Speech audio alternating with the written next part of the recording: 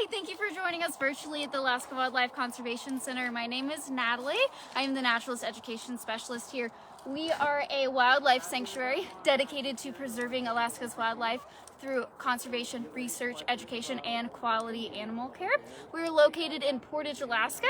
Please let us know down in the comments where you are tuning in from, and please let us know in the comments any questions you have, and we will answer them as we go.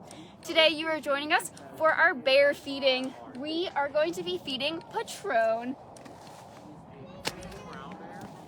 Patron is one of our brown bears here at AWCC. She is 20 years old and she arrived during her first year of life. Patron arrived here after her mother had killed a moose in a man's yard. He feared for his life, shooting and killing her mother, unaware that her and her brother were hiding in a tree nearby, which left them orphaned at just a few months old. So she is living here with her brother JB, who is one of our largest bears at AWCC, and he is located right beside us. He weighs a whopping about 1,000 pounds when it's close to hibernation time. Patty here weighs about half that. She's not quite as large. We're currently feeding them a portion of their daily diet, so they're not receiving a ton of food right now, but they are receiving some veggies and some very healthy dog food or kibble. The reason they are awake is going to be kind of a big question that we'll probably get a little bit today and for the next couple of weeks. So we got some really warm weather about 2 weeks ago, and that really warm weather probably gave some water or flood their little dens that they were hibernating in. Brown bears dig holes to hibernate in, and because of this, they can flood during warm weather or a lot of rain. A bear's hibernation is not a true hibernation, so they're able to wake up from it in the event of danger such as flooding.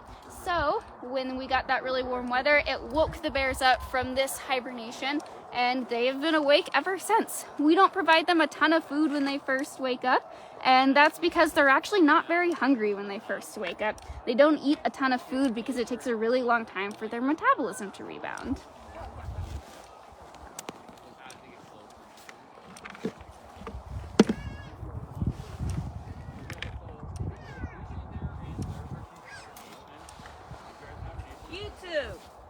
So Patron is quite a big bear. She is a coastal brown bear. We mentioned her brother is quite bigger, and she is going to be native to here in the Portage area, living right here on the coast. And the reason she's quite large is because their diets consist a lot of rich marine resources like salmon. However, we have another bear living here named Hugo, who's quite a bit smaller, and she's sticking her tongue out perfectly for y'all. Sherry asks, are they omnivores? That is a great question. They are omnivores, and more specifically, they are opportunistic omnivores, which means that whenever they find food, they're going to eat it no matter what it is. They do have personalities though, so each of our bears can be a little bit picky, and they can be picky in the wild sometimes as well. So for example, Patty here really likes oranges oftentimes, but JB prefers his meats. Emily asks if they're up for good or if they'll go to sleep if it gets cold again. That's a great question. We don't really know. It's been pretty cold here, and they haven't gone back to sleep, so they might be up for good, but there are times throughout winter that they'll wake up for a day or two and then they'll go back to sleep.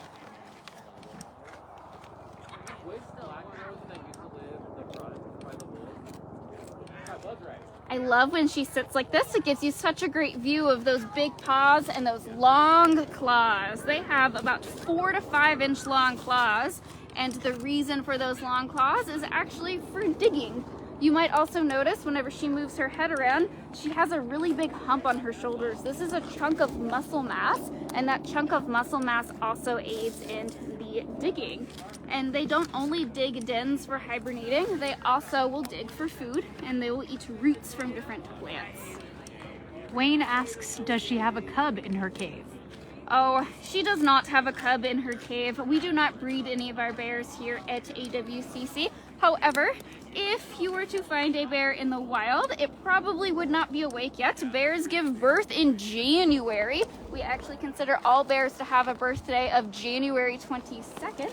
So they give birth during hibernation to a cub that is about 1 pound. So it's a pretty tiny cub. And then they will come out of hibernation with their cubs. So females tend to hibernate for longer because they're nursing those little newborn cubs.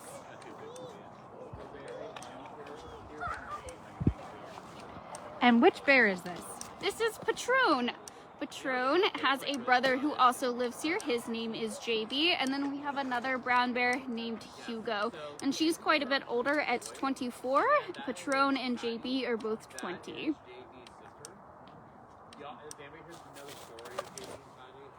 So far, she's eaten some lettuce, some celery, and now she's eating sweet potatoes. And she's quite annoyed with the way I threw that one.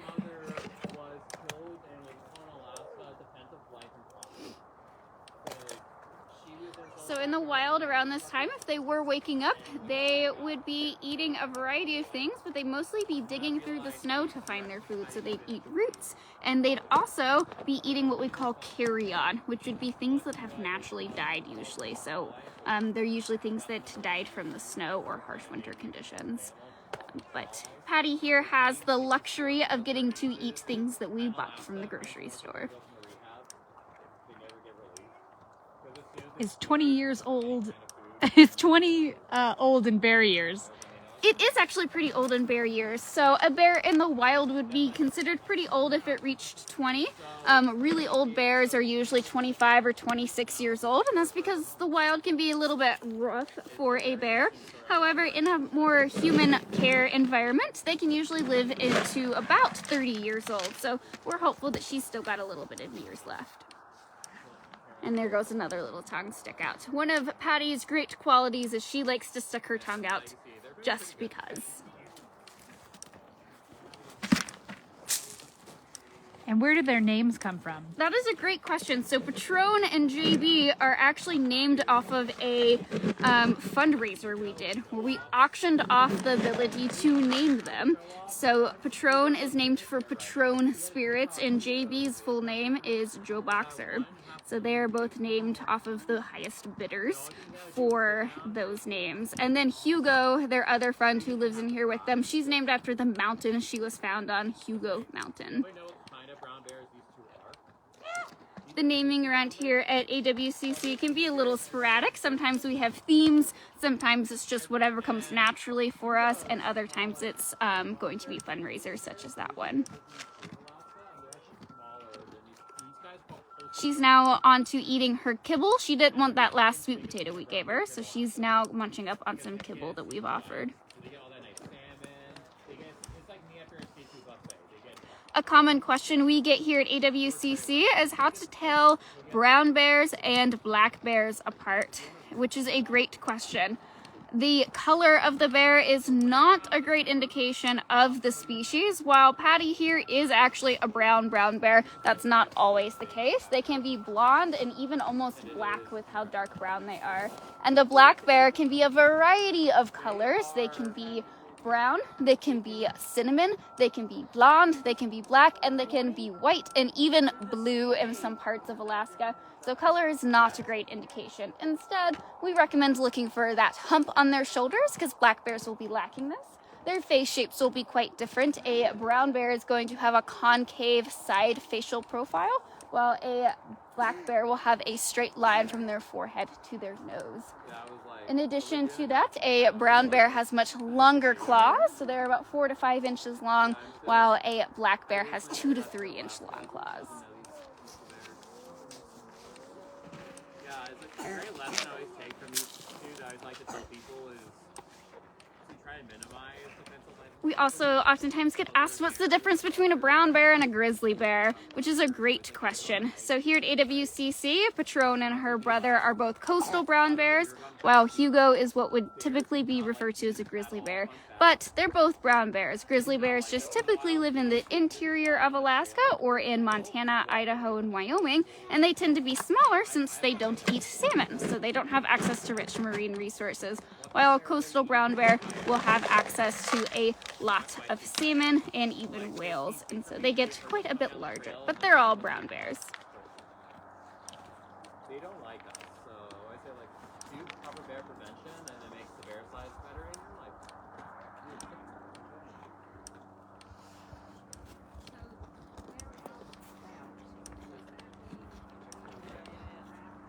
you all. Love you. Yeah.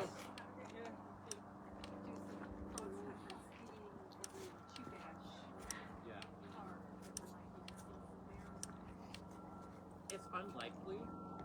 It is starting to get warmer.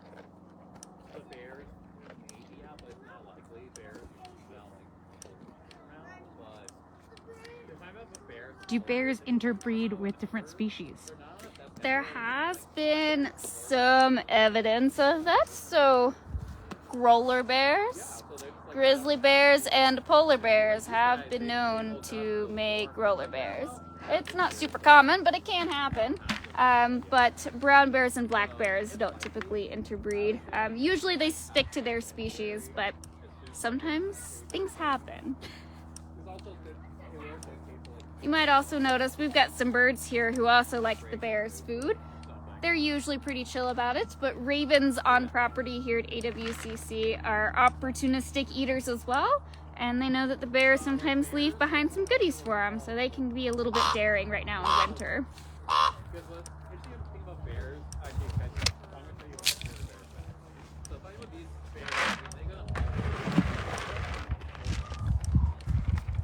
What's a cinnamon bear? That's a great question. So a cinnamon bear is going to be a black bear in a cinnamon color or a cinnamon phase. And so this is usually a reddish brown color. These are going to be really common in some parts of the country. So they're not super common here in Alaska. The majority of Alaskan black bears are actually black. However, in places like Yellowstone National Park, the majority of their bears are actually cinnamon in color that are going to be of the black bear species. She's hiding her food from you, so you can't see that she's eating a bunch of dog food in that hole. She's being shy now. One of my favorite things about working with the bears here is that you learn that they each have different personalities. There have been scientific studies that have shown that bears are very personality different animals. So each of these bears here have different foods they like and different things that they like to do for entertainment. Patron here is known for throwing things up in the air. Hugo is known for doing yoga. I'm sure if you visited or follow us on social media, you've seen some of those photos. And as Patty has shown you, she also likes to stick her tongue out. Makes watching them quite enjoyable. Bears too, they actually sometimes give birth while they're in birth. Sometimes bears will actually give birth like huckers, when they wake up and they're like, oh, hey, you're here now, cool. It's just kind of like, well, so most baby bears are born in So you might notice as our camera person, Morgan, pans around our bear feeding area that our bears aren't sitting next to each other while they eat, and that's because JB, the male, tends to be a little bit of a quicker eater, so we like to space them out so that they don't become territorial over their resources. So we want to make sure they each have enough opportunity to eat the food that is provided to them. How many pounds of food do they eat each day? That's a great question. So their diet's going to change as the seasons change, just like it would in the wild. So when a bear first wakes up, it's not actually very hungry. Their metabolism is still super low from hibernation, so they're not eating a ton of food. Right now, they're getting a few cups of dog food and then a couple of pieces of vegetables. However, by the time we get to fall, their appetites have really increased since they're getting ready for hibernation. So they're going to be eating almost 2 buckets of food a day, 2 5-gallon buckets. And this is going to have a large amount of produce in it, as well as a bunch of protein, as well as the dog food. So it's going to change throughout the seasons and depending on the bear. So each bear has a special diet that they receive to make sure they're receiving the right amount of nutrients for them.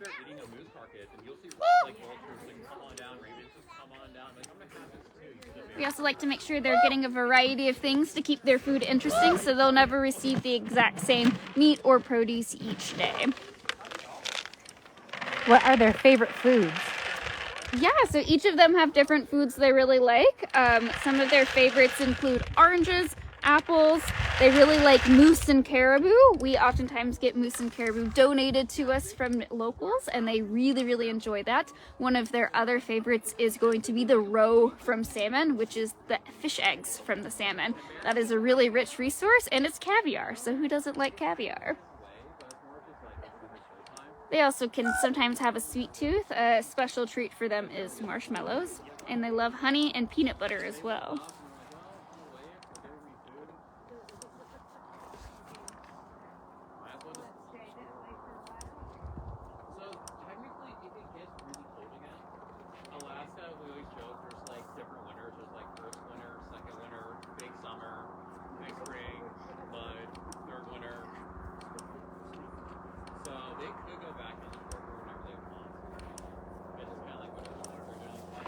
All right, we are on our last cup of dog food. If you have any last minute questions, feel free to throw those down in the comments.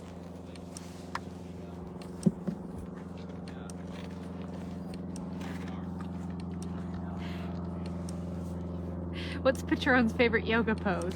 She usually does, I don't know what the name is but she grabs her feet and crosses across her body. I can kind of give you a representation. Kind of like this. I think I pulled something when I did that. That kind of hurt. But she sits on her butt when she does it, and she goes back and forth between the two legs. And how much space do the bears have? It's a great question. We have a 14-acre habitat here for our brown bears, and they get to roam it freely, and it has a variety of different vegetation that grows in here to keep them nice and entertained. This is all the bear enclosure. And there's Shay, our curator.